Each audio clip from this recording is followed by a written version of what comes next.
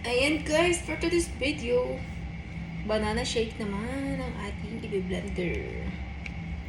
Ayan, nilagay na muna natin yung milk guys. Half lang para hindi masyadong matubig. Ayan. Tapos isa.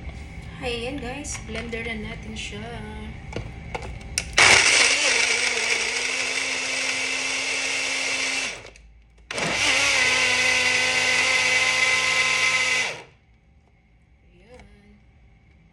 Ready.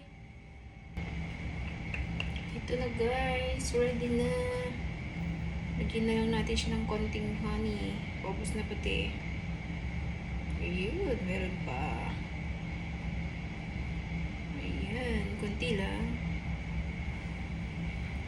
Ready, let's go.